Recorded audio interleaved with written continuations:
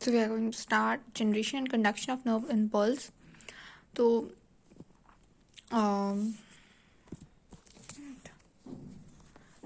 तो जो लिखा हुआ है कि न्यूरॉन्स आर एक्साइटेबल सेल्स, जो न्यूरॉन्स होती हैं वो एक्साइटेबल सेल्स होती हैं बिकॉज मेम्ब्रेन्स आर पोलराइज्ड है. ठीक है, जो मेम्ब्रेन्स होती हैं ये जो मेम्ब्रेन्स हैं ये पोलराइज्ड हैं, इसलिए हमारी जो न्यूरॉन्स हैं उन्हें हम बोलते हैं एक्साइटेबल सेल्स होती हैं वो. ठीक है, अब यहाँ पे लिखा हुआ है कि different types of ion channels are present on the neural membrane. तो न्यूरल मेम्ब्रेन में different types of ion channels होते हैं. अब यहाँ पे देखते हैं. सो हियर इज, यहाँ पे कुछ आयन चैनल्स हैं, जैसे कि ये पहला है जो कि पूरा Na+ परमिएबल, मतलब Na+ is totally permeable here. यहाँ पे K+ इज परमिएबल, पूरा ट्रांसफर हो रहा है. And this is Na+ pump and these are the voltage gated channel. तो हमारी जो मेम्ब्रेन है उसमें आयन को ट्रांसफ़र करने के चैनल्स हैं. तो यहाँ पे हम वही बात कर रहे थे. So different types of channels are present in the neural membrane. These ions are selectively permeable to different ions. तो ये जो आयन चैनल्स हैं ये सेलेक्टिवली परमिएबल हैं डिफरेंट आयन्स के लिए, अलग अलग आयन्स के लिए सेलेक्टिवली परमिएबल. जैसे कि यहाँ पे सिर्फ और सिर्फ Na+ को हम ट्रांसफ़र कर सकते हैं, यहाँ पे सिर्फ K+ को ट्रांसफ़र कर सकते हैं. एंड Na+ पम्प है और ये तो ऐसे ही होता है इसमें. फिर इसमें है कि when neuron is not conducting any impulse. तो जब न्यूरॉन कोई भी इम्पल्स कंडक्ट नहीं करता तो उसको हम रेस्टिंग फेज कहते हैं.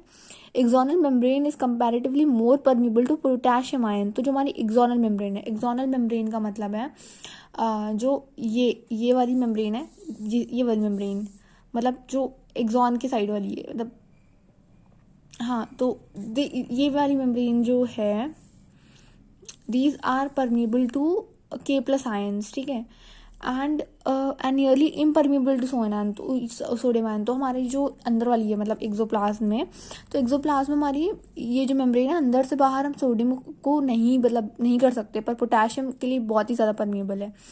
देन यहाँ पे लिखा similarly the membrane is impermeable to negatively charge particles proteins present the axoplasm. तो एक्सोप्लाज्म में जो हमारे प्रोटीन्स हैं उसको हम वो परमिएबल नहीं है. हमारे जो एक्सोप्लाज्म में प्रोटीन्स है वो परमिएबल नहीं है, वो बाहर नहीं जा सकते. देन यहाँ पे क्या हुआ है, जल्दी करना है इसको. तो फिर selectively permeable axoplasm inside the axon contains high. देखो जो इनसाइड में हमारे एक्सोप्लाज्म में जो एक्सॉन है, सॉरी एक्सॉन में जो एक्सोप्लाज्म है उसमें high concentration of K+. And तो अंदर जो है ना K+ का बहुत ज़्यादा कॉन्सेंट्रेशन है एंड नेगेटिवली चार्ज प्रोटीन्स का कॉन्सेंट्रेशन है और Na+ का कॉन्सेंट्रेशन बहुत कम है.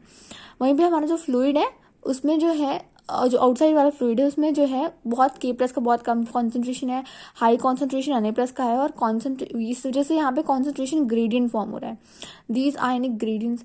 तो इस वजह से रेस्टिंग मेम्ब्रेन में भी एक्टिव ट्रांसपोर्ट, देखो these ionic gradients across the resting membrane are maintain by the active transport of ions. तो हमारा ये कैसे आयनिक ग्रेडियंट बन रहा है, हमारा जो एक्टिव ट्रांसपोर्ट हो रहा है आयन का, इस वजह से by the sodium potassium pump which transport. तो ये जो है हमारा ये ग्रेडियंट कैसे बन रहा है, तो हमारा ये तो जो भी ट्रांसफ़र हो रहा है ट्रांसफ़र हो ही रहा है, प्लस में हमारा जो सोडियम पंप है ये हमारे 3 Na+ को बाहर करता है और हमारा 2 K+ को अंदर करता है. इस वजह से यहाँ पे हमेशा ही एक वो जो पोटेशियम ग्रेडियंट है वो मेंटेन्ड है. अदरवाइज ट्रांसफ़र ही होने की वजह से K+ बाहर ही चला जाएगा और Na+ अंदर ही आ जाएगा, तो फिर ग्रेडियंट नहीं रह पाएगा.